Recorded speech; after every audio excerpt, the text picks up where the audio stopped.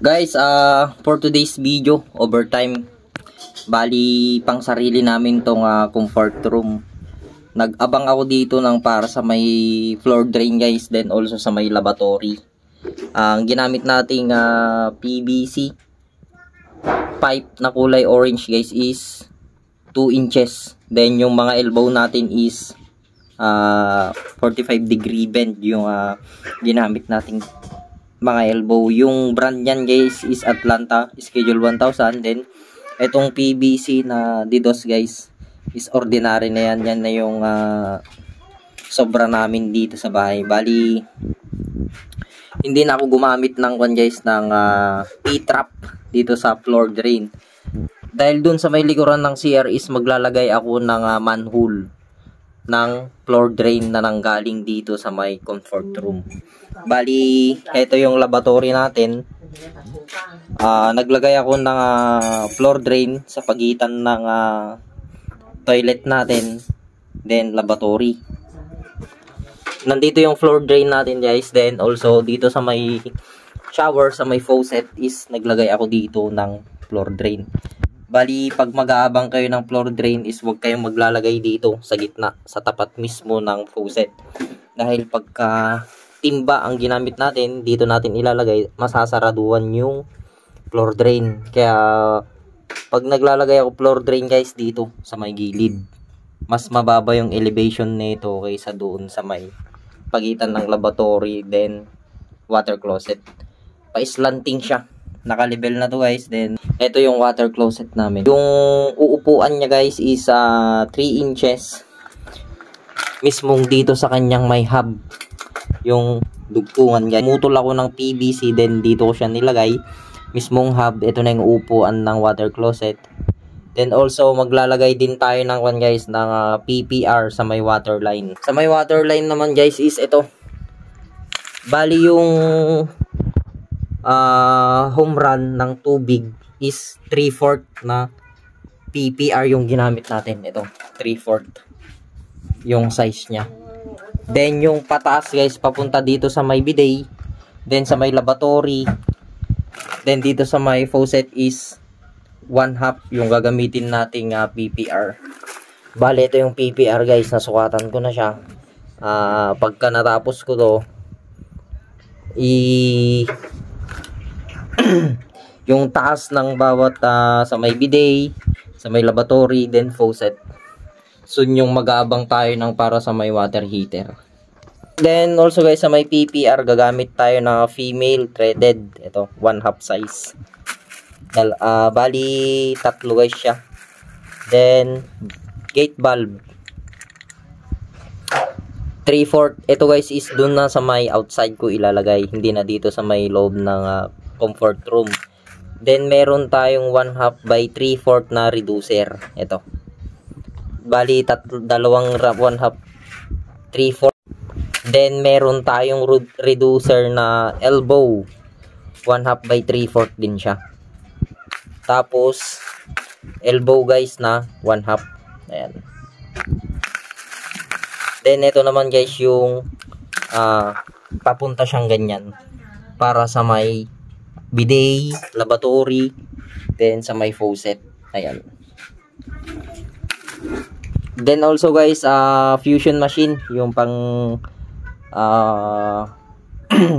pangpalambot natin dito sa may PPR. Guys, mag-a-assemble muna tayo sa may female threaded elbow. Ito siya. Bali 3 yung gagawin natin ganito.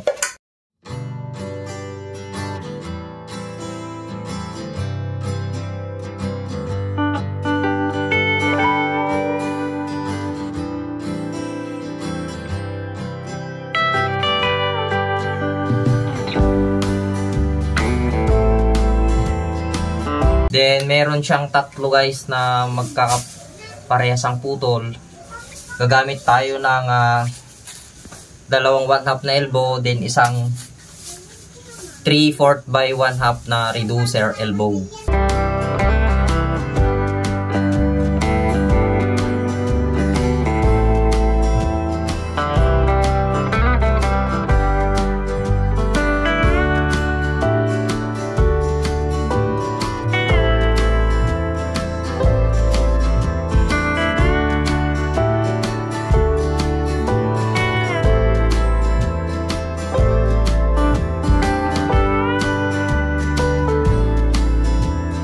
Guys, bali heto yung aking inassemble para sa may lavatory, faucet, then sa may bidet.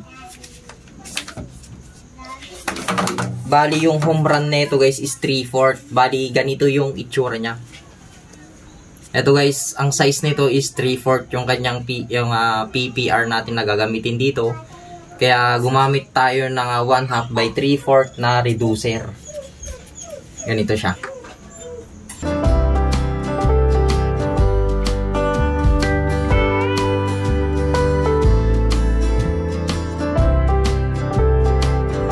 Ito guys, para sa may bidet.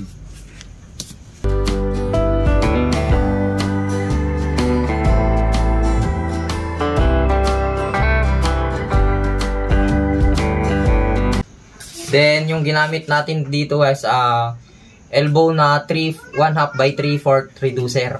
Ito yung dun sa may bidet. Susukat tayo ng kanyang home run na 3/4 na PPR.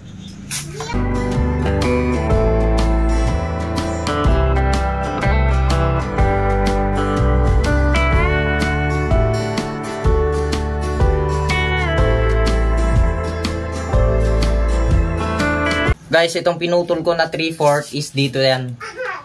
Bali 3/4 na itong gagamitin natin. Ganyan siya.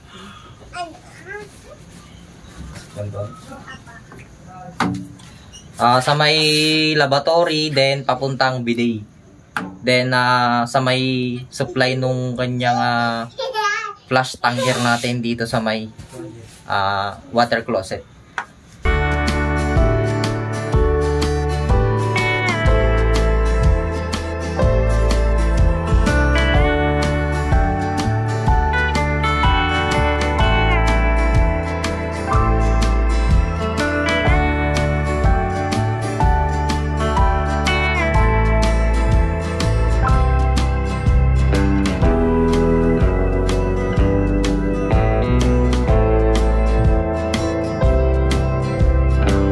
Gate valve niya,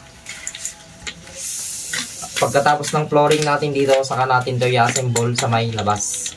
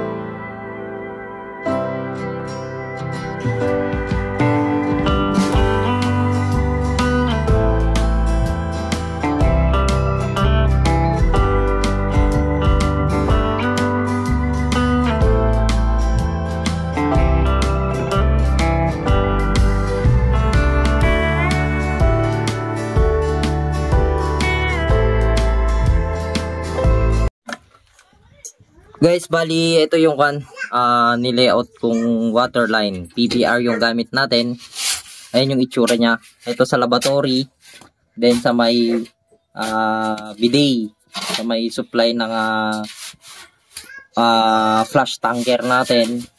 Sa may water closet. Then also sa may faucet natin. Bali magbabago pa yan guys. Hindi ko pa naabangan yung kanyang water heater, yung iabang natin dyan. Kulang tayo sa elbow na hindi natin naisali sa ating quotation. Bali, ito yung itsura niya guys. Nag-elbow ako dito. 1/2 tong PPR natin, then 1/2 na 45 degree bend na elbow, then 1/2 ito. Tapos, reducer na 1/2 by 3/4. Bali, itong pinaka main natin guys is 3/4 na ito. Then, pagdating naman dito sa bidet guys, gumamit din ako ng reducer na 1/2 by 3/4 na T.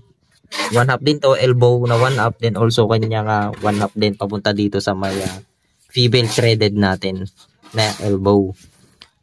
Then, dito naman sa may faucet natin guys is gumamit din ako ng 1/2 by 3/4 na T.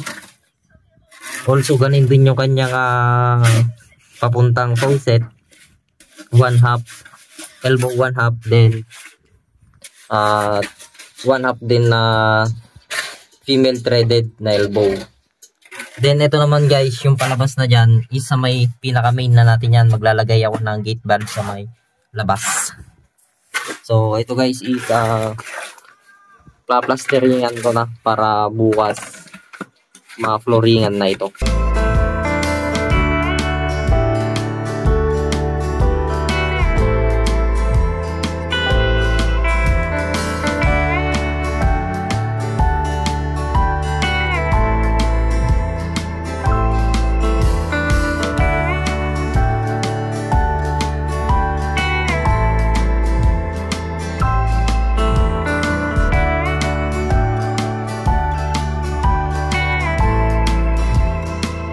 Yung sukat pala ng faucet, bidet, then sa may lavatory.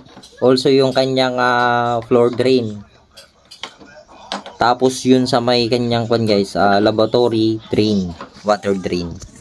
Yung sukat niya, itong sukat namin dito guys, itong may puti na yan, is rough finish yan. Mula rough finish, si faucet guys is naglagay ako ng height niya is 65. Rough finish yan. Mula sa rough finish guys, then papuntang faucet is 65 cm yung kanyang haba. Then also itong kanyang bidet guys, mula rough finish hanggang sa kanyang bidet is 20 cm yung kanyang taas. Then kay kon naman guys, kaya lavatory, yung height niya guys is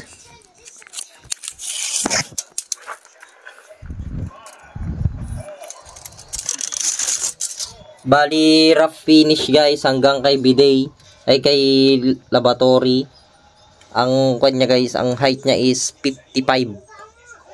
Halos parehas lang sila nitong drain ng lavatory, 55 guys. Then pwede kayo mag 45 dito, 45 cm gitna ng itong threaded, female threaded natin hanggang sa may rough finish ng sukat nyo. Hindi ko pa tinakpan to guys kasi aayusin ko pa yan. Then bukas ready na siyang ma-flooringan. Ito yung aking layout ng water line, then water drain guys, floor drain yan. Ayan. Then sa may ikon pala guys, sa may water closet, sa rough finish, ang standard na mula rough finish hanggang sa may water closet natin is 35. Ang kwan guys, dapat ang standard yan. Mismong 35 guys sa may sentro yan ng PVC. Ayan, 35. Bali yung ginawa ko dito guys is nag allowance ako. Bali yung sinukat ko dito guys is 45 mula rough finish. Yung 35 guys na standard na sukat ng mula rough finish hanggang sa may PVC na upuan ng water closet natin is 35 cm. Yun guys is 45 cm ako dito. Ayoko yung masyadong madikit yung flush tanker natin dito sa may walling. Gusto ko yung may space para kung sakaling madumi is malinisan natin, may pasok natin tong daliri natin, mapunasan or masabunan natin siya. Yung ibang tubero guys is 35, then nagkatalo sa may hulog ng rough finish. Diba, ang ginagawa nila guys is nakadikit siya. May nakikita ko guys na yung tiles tinatabasan nila. Doon nila ipapasok yung flush tanker natin. Bali ang pangit tignan, kaya ako guys pag nag-aabang ako ng ganito is 40 yung aking inaabang para mayroon siyang space sa may likuran ng flush tanker natin. Yan, 40 or 45 guys. Bali itong sa amin guys is 45 cm yung inabang ko mula rough finish hanggang sa gitna ng distress na PVC. Ayan guys, may allowance na yan sa flush. may allowance na yan. Then guys, dito pala sa floor drain natin, di na ako naglagay ng kwan dyan, ng P-trap. Diretso na yan. Dahil meron siyang manhole dyan sa likod ng CR natin. Tatakpan na lang yun ng kung ano yung pwedeng itakip. Kasi yun guys, para malinisan, para hindi mabaho kung sakali. Yan yung floor drain namin. So bukas guys, ma-flooringan na to. Para yung temporary na water closet natin guys is hindi siya di-flush, dibuhos siya yung ilalagay natin dito. Wala pa tayong pangbili ng di-flush, temporary, para may magamit na tayo. Then also yung septic tank natin magamit na din guys. Bali yung ginagamit natin pang fusion ng PPR is heto yung brand nya, Pildex yung ating brand na PPR fusion machine. Same brand sila nung PPR na ginagamit natin. Ito okay to guys, goods na goods to. Almost new pa lang ito, ilang project pa lang natin to na gamit itong pang water line natin na pang fusion sa my PPR. Bali itong fusion machine natin guys is nabili ko siya ng 1.8 noon, mura pa siya noon, pero ngayon is mahal na siya. Swerte nyo kung makakuha pa kayo ng 1.8 na ganitong fusion machine. Ito. Siyempre, andito yung pang malakasang sticker natin guys, Moto Elec TV. So, yun lang guys. Please like and share my Facebook page, Moto Elec TV, and also my YouTube channel, Moto Elec TV. Please subscribe. Maraming salamat.